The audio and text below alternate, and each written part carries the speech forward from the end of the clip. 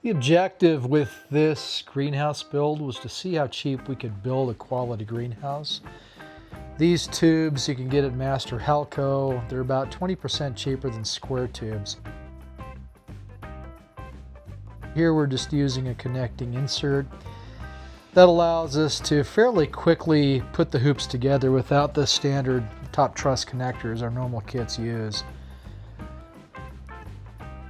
The 1.25 inch nominal fits smoothly into the 1.5 inch nominal.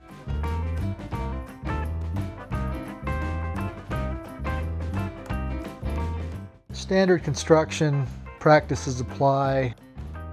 Cheap way to get a post pounder is by using the Harbor Freight jackhammer. We thought we'd save money here by going with welding posts on rather than having a swedged insert. Saved about 5%.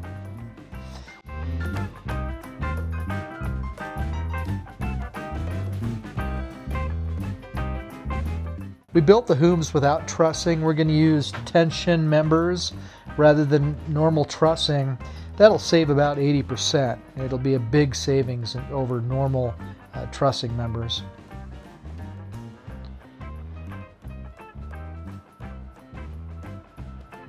We went 62-inch centers on these hoops rather than the normal 42-inch centers, and we use hat brackets to mount the purlins.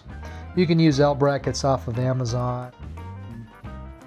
Use the 1.5 inch nominal for the connectors, and it makes it very inexpensive to make the connections on your purlins.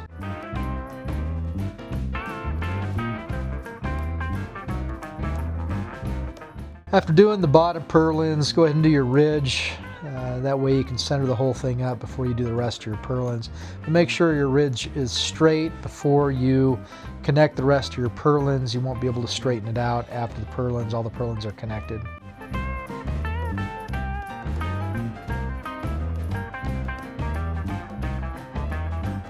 We went ahead and welded each interface to add strength rather than putting screws in.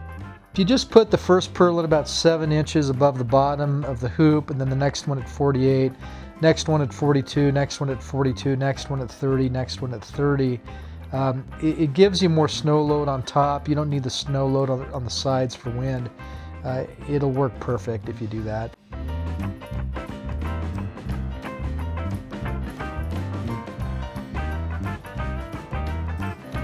We used EMT as our center posts to mark where the columns are going to be on the end walls. It speeds up your assembly of the end walls substantially. You don't need a lot of strength there. You're only looking for wind resistance, lateral forces. It's not actually holding your greenhouse down. That's the responsibility of the hoops.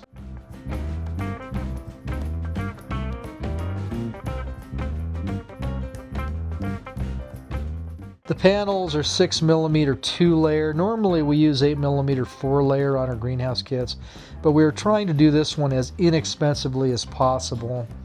So we chose the 2-layer 6mm. That's the commercial greenhouse mainstay. It gets a little hot. You might need some shade cloth, but it's a good quality product. This is a 2-part butt joint. We sell both aluminum and polycarbonate. I think most growers like the clear polycarbonate butt joints, but when you're mounting your panels, you need to put the female part of that butt joint down because it goes underneath your panels. So make sure you put those in before getting your greenhouse panels all assembled and not realizing you forgot them.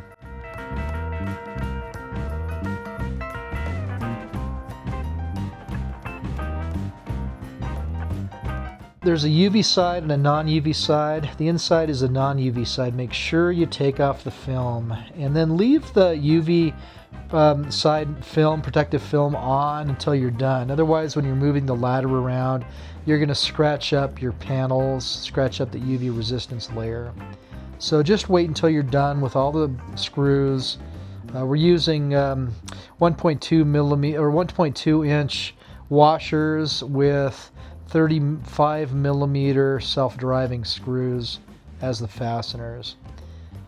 After all the fasteners are on, what you'll do is you'll put the ridge cap on, and then you'll put the male butt joints on the female butt joints and snap them into place. At that point, you can pull the film off.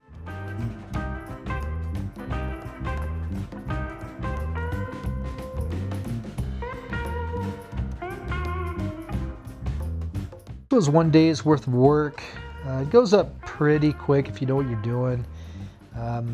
We could have done the whole thing in a day, but my son ended up getting sick, so he wasn't able to do much work that day, unfortunately.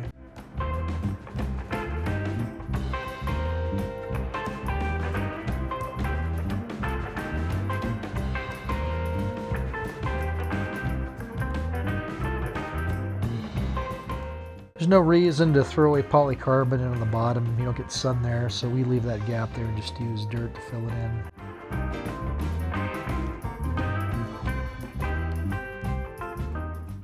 Thanks for watching.